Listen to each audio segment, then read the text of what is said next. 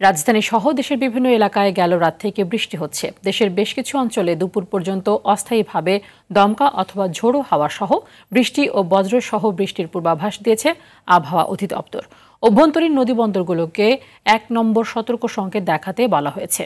আবহাওয়া অধিদপ্তরের ঝড় সতর্কীকরণ কেন্দ্রের দেওয়া এক পূর্বাভাসে বলা হয়েছে, পাবনা, ঢাকা, ফরিদপুর, টাঙ্গাইল, যশোর, কুষ্টিয়া, খুলনা, বরিশাল, পটুয়াখালী, নোয়াখালী, কুমিল্লা ও চট্টগ্রাম অঞ্চলসমূহের ওপর দিয়ে দক্ষিণ বা দক্ষিণ পূর্ব দিক থেকে ঘণ্টায় ৪৫ থেকে ৬০ কিলোমিটার বেগে বৃষ্টি বা বজ্রবৃষ্টি সহ অস্থায়ীভাবে দমকা অথবা ঝোড়ো হাওয়া বয়ে যেতে পারে। দিনের তাপমাত্রা অনেকটা অপরিবর্তিত থাকতে পারে।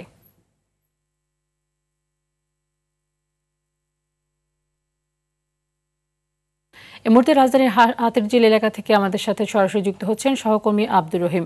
রহিম, বৃষ্টি স্নাত রাজধানীর চিত্র কেমন দেখছেন? এবং আমরা জানি যে একটু ভারী বৃষ্টি হলে রাজধানীর বিভিন্ন স্থানে জলাবদ্ধতা সৃষ্টি হয়। এখন পর্যন্ত জলাবদ্ধতার কোনো খবর পেয়েছেন কিনা, নগরবাসীরা ভোগান্তিতে পড়েছেন কিনা?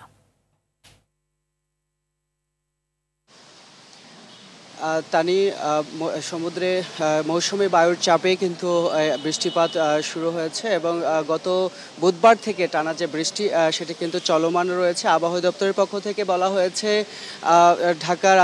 ঢাকা সহ দেশের বিভিন্ন অঞ্চলে কিন্তু বৃষ্টিপাত চলমান রয়েছে। এছাড়া কিন্তু রাজধানীতে গত রাত থেকে ভারী বর্ষণ শুরু হয়েছে। এছাড়া কিন্তু আজকে শুক্রবারের দিন হয়, কিন্তু এখন পর্যন্ত কিন্তু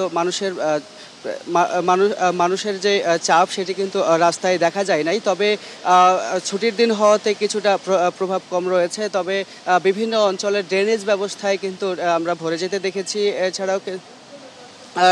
এছাড়াও কিন্তু হচ্ছে বিকেলে অফিসগামী মানুষের চাপ না থাকার জন্য কিন্তু আজকে কিছুটা ভোগান্তির থেকে রেহাই পেয়েছে রাজধানীবাসী। এছাড়াও কিন্তু আবহাওয়া দপ্তরের পক্ষ থেকে বলা হয়েছে রাজধানী ঢাকা সহ খুলনা, বরিশাল, নোয়াখালী, পটুয়াখালী সহ বিভিন্ন অঞ্চলে কিন্তু ১ নম্বর সতর্কতার সংকেত বলা হয়েছে। এছাড়াও কিন্তু আবহাওয়া দপ্তর থেকে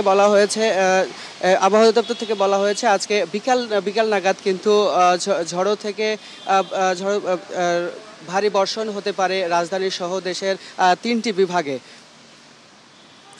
তো এই ছিল রাজধানীর হাতিরঝিল এলাকা থেকে আমার কাছে সর্বশেষ তানি।